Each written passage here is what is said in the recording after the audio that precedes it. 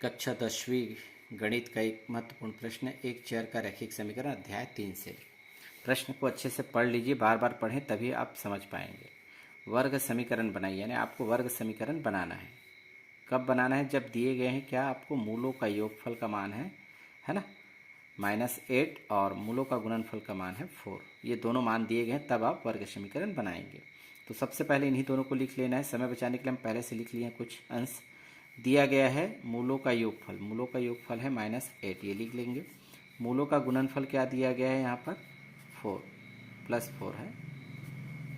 तो यहाँ पर आप देख पा रहे हैं मूलों का योगफल को हिंदी में लिखा गया है, चाहे तो इसे हम दूसरे संकेतिक रूप में भी लिख सकते हैं, क्योंकि मूल होते हैं दो, अल्फा और बीटा। तो मूलों का योग जोड़ने के लिए, अर्थात दोनों मूल को जोड़ेंगे तभी योगफल निकलेगा। तो इसके स्थान पर हम है ना संकेत में लिख सकते हैं अल्फा प्लस बीटा। इन दोनों को पढ़ेंगे मूलों का योगफल, क्योंकि अल्फा और बीटा मूल है।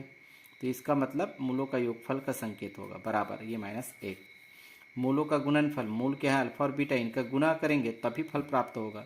तो गुना के रूप में लिखेंगे अल्फा इंटू बीटा बराबर +4, ये है।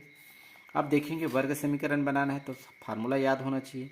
तो हमारे पास एक फार्मूला है वर्ग समीकरण का, x² माइनस कोष्टक में आता है अल्फा प्लस बीटा, इसे हिंदी में लिख सकते हैं मूलों का योगफल, और x फिर प्लस अल्फा इंटू बीटा, इसका मतलब मूलों का गुणनफल बराबर 0। अर्थात अल्फा प्लस बीटा और अल्फा इंटू बीटा का मान ही आपको रखना है, और ये मान हमको दे दिया गया पहले से प्रश्न में। इसका मान यहाँ पर रखेंगे और इसका मान यहाँ पर। तो देखिए यहाँ पर x² का x² माइनस है तो माइनस, जैसा वैसे आपको प्रोसेस करना है। अल्फा प्लस बीटा का मान आप देखेंगे यहाँ पर -8, तो कोष्टक के अंदर लिखेंगे -8, x का x फिर प्लस का प्लस, अल्फा इंटू बीटा का मान है +4, यानी 4 डायरेक्ट लिख सकते हैं, = 0। यहाँ पर देखेंगे कोष्टक में चिन्ह के साथ क्रिया करना बाकी है।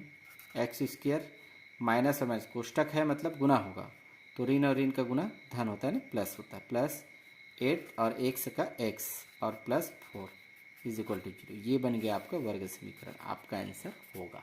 इस तरह से हम क्वेश्चन को आसानी से बना सकते हैं। धन्यवाद।